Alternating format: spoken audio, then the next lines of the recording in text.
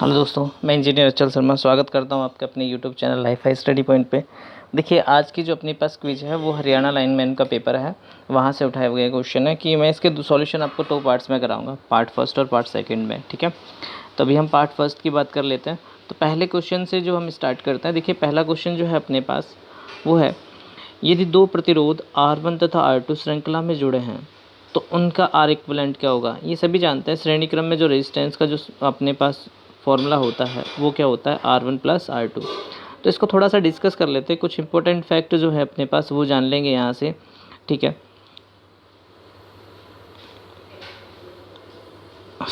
ठीक है,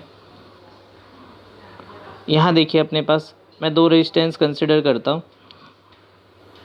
ये रेजिस्टेंस मेरे पास क्या हो गया, R1, और ये वाला रेजिस्टेंस क्या हो गया, R2।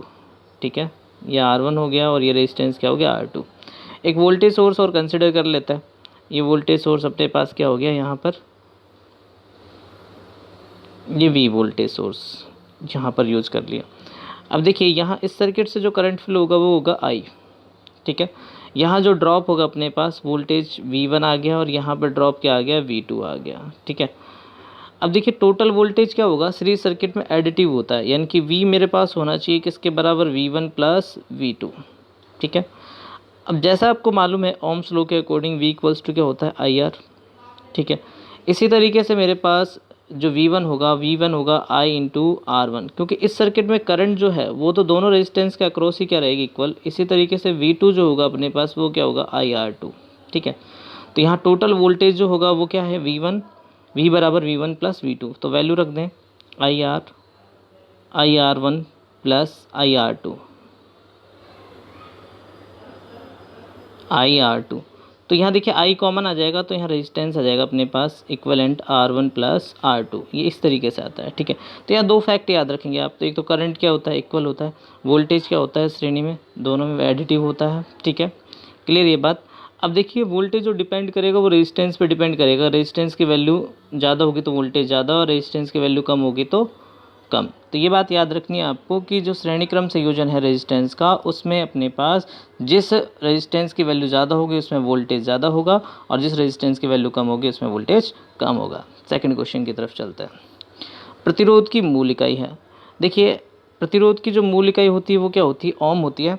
इसके अलावा अन्य मात्रक भी हैं, आप उन्हें याद रखेंगे। देखिए जैसे पेपर में पूछ लिया जाता है, आप फॉर्मूला लिखते हो R इक्वल्स टू V/I। ठीक है, ये होता है ओम। ठीक है, ये हो गया वोल्ट, और ये हो गया अपने पास एम्पियर। याद रखना है आपको कि 1 ओम किसके बराबर होता है, वोल्ट प्रति एम्पियर के बराबर होता है, यानी कि वोल्ट प्रति एम्पियर भी किसकी इकाई होती है, रेजिस्टेंस की इकाई होती है। इसके अलावा दूसरा फॉर्मूला देखें पावर की फॉर्म में I²R। ठीक है, ये होता है वाट। ठीक होता है, ये हो गया अपने पास एम्पियर स्क्वायर, ये हो गया ओम। ठीक है, तो यहाँ से अपने पास वाट प्रति एम्पियर स्क्वायर ये भी किसके बराबर होगा, ओम के बराबर। तो आजकल जो क्वेश्चन पूछे जाते हैं वो फॉर्मूलेट यानी कि नए नए क्वेश्चन फॉर्म में होते हैं, तो इसलिए आप हमेशा याद रखें कि किस तरीके से आपको सॉल्यूशन करना है, कि उसके अकॉर्डिंग ही आंसर आएगा। ज़रूरी नहीं है कि ओम ही आपको गिवन हो, ये भी गिवन हो सकता है। ठीक है, आपको ये भी गिवन हो सकता है। ठीक है, आशा करता हूँ जो मैंने समझाया वो आपको समझ में आ गया होगा। नेक्स्ट क्वेश्चन की तरफ चलते हैं। यदि दो प्रतिरोध एक श्रृंखला में जुड़े हुए हैं तो प्रत्येक प्रतिरोध के माध्यम से धारा प्रवाहित होती है। ठीक है, अभी देखिए लास्ट टाइम जब मैंने आपको डिस्कस किया था फर्स्ट क्वेश्चन में, ये बता ही दिया था कि दोनों रेजिस्टेंस में जो धारा होगी वो क्या होगी, समान होगी। चलिए नेक्स्ट क्वेश्चन पर चलते हैं। इलेक्ट्रॉन वोल्ट किसकी इकाई है। देखिए ये इलेक्ट्रॉन वोल्ट जो है ऊर्जा की इकाई है, तो इसके बारे में आप थोड़ा सा देख लीजिए कि भाई एक इलेक्ट्रॉन वोल्ट जो है वो किसके बराबर होगा। ये क्वेश्चन भी पूछा गया, DMRC में पूछा गया था। आप जितना जानते हैं पहले उतना लिखिए। एक इलेक्ट्रॉन पर जो आवेश होता है वो होता है 1.602 इंटू 10⁻⁹ कूलाम। ठीक है, और एक वोल्ट जो बराबर होता है ये बराबर होता है 1 जूल प्रति सेकंड के बराबर होता है। तो इलेक्ट्रॉन वोल्ट निकालना है आपको, तो यहाँ पर मैंने क्या रखा, एक इलेक्ट्रॉन की वैल्यू रख दी 1.602 इंटू 10⁻⁹ कूलाम, और एक वोल्ट की वैल्यू है जूल प्रति कूलाम। अब कूलाम से कूलाम कैंसिल आउट हो गया, तो ये आ गया मेरे पास 1.602 इंटू 10⁻⁷ माइनस 19 जूल। और आपको पता है जूल किसकी इकाई है? ऊर्जा की इकाई है। इसलिए अपने पास इलेक्ट्रॉन वोल्ट किसकी इकाई होती है? ऊर्जा की इकाई होती है। इसको भी याद रखेंगे आप। एक इलेक्ट्रॉन वोल्ट किसके बराबर होता है? 1.602 × 10⁻⁻19 कूलाम। अप्रॉक्सीमेशन अगर कंसिडर करें, पेपर में कभी कभी आपको इस तरीके से भी दे दिया जाता है 1.6 × 10⁻⁻19 जूल। ठीक है, तो ये भी वैलिड होता है। नेक्स्ट क्वेश्चन की तरफ चलते हैं। केसीएल के अनुसार किसी भी नेटवर्क में एक जंक्शन में मिलने वाली धाराओं का बीजगणितीय योग, ठीक है, ये आपको मालूम होगा ये क्या होता है? शून्य होता है। ठीक है, देखिए अब पहली बात तो हम बात कर लें कि ये भाई अपने पास क्या हुआ, एक रेजिस्टेंस हुआ, ये एक रेजिस्टेंस हुआ, ये एक सर्किट की बात कर रहे हैं। तो ये जो पॉइंट है यहाँ से जो भी करंट आ रहा होगा तो ये अपने पास क्या होगा, ये हमेशा इनका जो बीजगणितीय होगा, बीजगणितीय योग का मतलब होता है चिन्हों सहित योग, वो किसके बराबर होगा? हमेशा 0 के बराबर होगा। ठीक है, ये भी आपको फैक्ट याद रखना है कि जो केसीएल है ये अपने पास किस सिद्धांत पे काम करता है। ठीक है, देखिए ये अपने पास आवेश संरक्षण के सिद्धांत पर कार्य करता है। ठीक है, ये बात आपको क्लियर होगी, मालूम भी होगी। नेक्स्ट क्वेश्चन की बात करें, विद्युत परिपथ में व्यवहारिक रूप से शॉर्ट का प्रतिरोध होता है। ठीक है, देखिए अगर हम बात करें, ये मैं एक सर्किट कंसिडर करता हूँ, ये वोल्टेज कंसिडर कर लिया मैंने। ठीक है, ये मान लीजिए 24 वोल्ट का है, 24 वोल्ट कंसिडर कर रहा हूँ मैं अभी, और ये आपने शॉर्ट कर दिया। अब शॉर्ट का जो रेजिस्टेंस है वो अपने पास क्या हो जाता है? 0। ठीक है, तो यहाँ अगर आपसे करंट पूछा जाए तो V/R इस तरीके से निकालेंगे आप, 24/0। ठीक है, तो ये क्या आ जाएगा? इनफाइनाइट। इसलिए कहते हैं हम कि शॉर्ट सर्किट में धारा जो हो जाती है वो अनंत हो जाती है, इसलिए सर्किट क्या हो जाता है? जल जाता है। तो यहाँ आपसे रेजिस्टेंस के बारे में पूछा है, ना कि धारा के बारे में। अब रेजिस्टेंस पूछे तो हो जाएगा 0, और यदि धारा पूछी जाए तो क्या हो जाएगी? अनंत। ये दोनों बातें कन्फर्म है। ठीक है, तो यहाँ आंसर क्या आ जाएगा? 0। नेक्स्ट क्वेश्चन की तरफ चलते हैं। यदि दो प्रतिरोध 3 ओम तथा 6 ओम समांतर में जोड़े गए तो तुल्य प्रतिरोध क्या होगा? ठीक है, देखिए सर्किट कंसिडर करते हैं अपन। ये अपने पास एक सर्किट हो गया। ठीक है, यहाँ अपन रेजिस्टेंस यूज कर लेते हैं। ये रेजिस्टेंस हो गया मेरे पास। ठीक है, ये 3 ओम का रेजिस्टेंस है और ये अपने पास 6 ओम का। ठीक है, यहाँ अपन कोई बैटरी लगा देते हैं +V वोल्ट।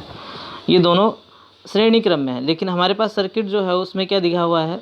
समांतर क्रम में जोड़े गए हैं। ठीक है, तो इसको थोड़ा ठीक कर लेते हैं। ठीक है, यहाँ रेजिस्टेंस अपने पास इस तरीके से जुड़ा है। ये कितने का है? 3 ओम का। और ये वाला रेजिस्टेंस कितने का है? 6 ओम का, समांतर में जुड़ा है। ठीक है, अब यहाँ वोल्टेज तो इक्वल होगा। अगर इसको डायरेक्टली सॉल्व करें तो आपके पास फॉर्मूला होता है, दोनों को मल्टीप्लाई कर दीजिए, R1 R2 divided by R1 + R2। ठीक है, वैल्यू रखिए 3 × 6 डिवाइडेड बाय, दोनों का ऐड करेंगे तो 9 हो गया। ये कितना आ गया? 2 ओम। तो राइट आंसर क्या आ जाएगा? 2 ओम। नेक्स्ट क्वेश्चन की तरफ चलते हैं। Majority of charge carrier in N type. ठीक है, देखिए अपन बात करते हैं ये एन टाइप का सेमीकंडक्टर अपने पास। ठीक है,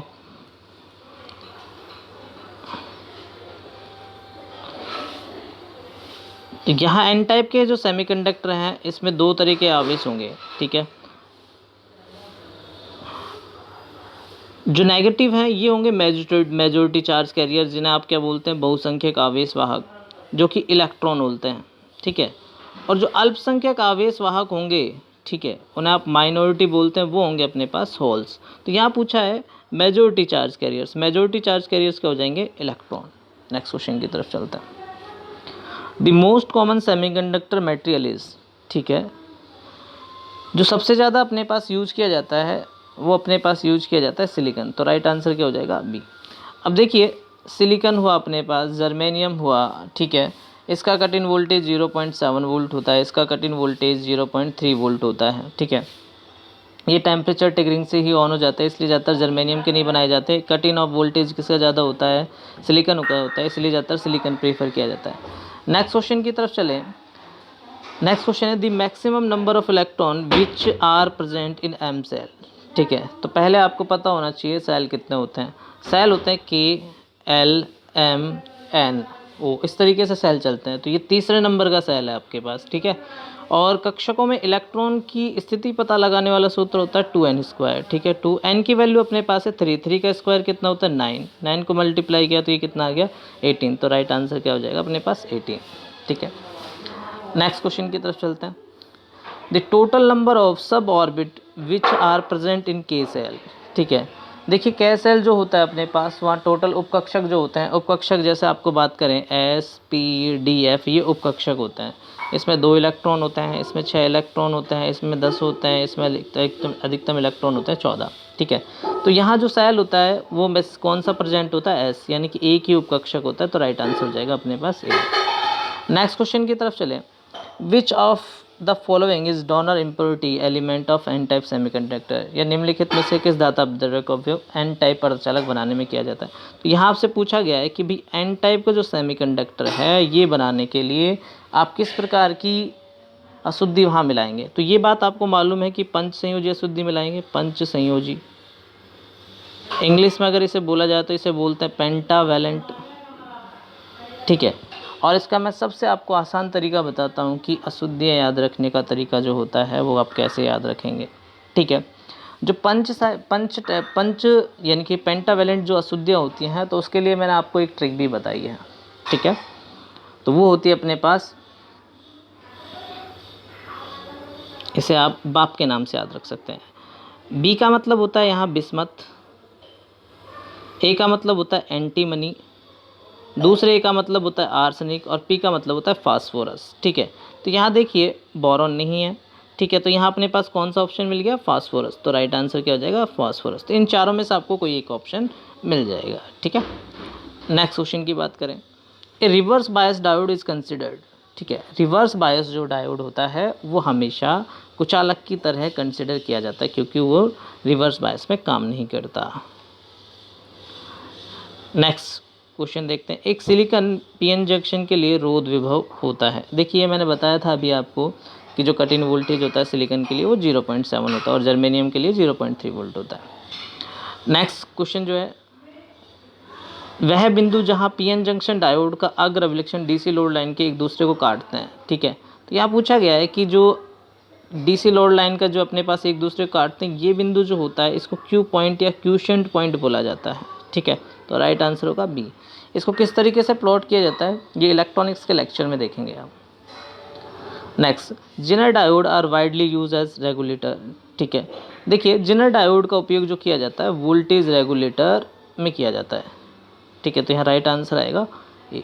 अब ये भी याद रखिएगा, ये जो क्या होता है अपने पास जिनर डायोड, ये अपने पास रिवर्स बायस में काम करता है, ठीक है, और ब्रेक डाउन रीजन में काम करता है, ठीक है। तो ये जो रीजन है अपने पास, ये अपने पास इसका ऑपरेटिंग पॉइंट होता है यहाँ, इसी के बीच में ये अपने पास काम करता है।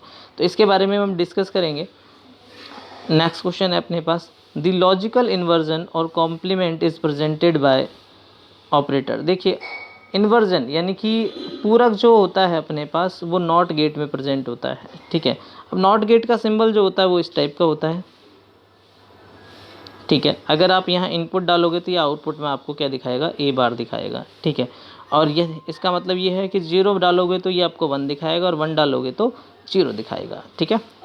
नेक्स्ट क्वेश्चन की तरफ चलते हैं। The logical addition is presented by operator. देखिए लॉजिकल एडिशन यानी कि ए प्लस बी, ये किस ऑपरेटर से दर्शाते हैं, और गेट से दर्शाते हैं, ठीक है। अब और गेट की बात आती है तो अपने पास सिंबल इसका और गेट का ये होता है, यहाँ 2 इनपुट होते हैं ए और बी, और इसका आउटपुट होता है y बराबर ए प्लस बी, ठीक है। नेक्स्ट क्वेश्चन की बात करते हैं। ए नॉट गेट है, देखिए अभी बताया था मैंने नॉट गेट के अंदर क्या होता है, एक इनपुट होता है और एक आउटपुट। तो राइट आंसर हो जाएगा डी। लास्ट क्वेश्चन है अपने पास, यूनिवर्सल गेट। देखिए यूनिवर्सल गेट क्या होता है, ऐसे गेट होते हैं जिनके द्वारा सभी गेट बनाए जा सकते हैं, और यूनिवर्सल गेट होता है अपने पास नैंड और नॉर, ठीक है। तो ऑप्शन कौन सा राइट हो जाएगा अपने पास, सी। अब सिंबल देखिएगा, नैंड का सिंबल जो होता है अपने पास,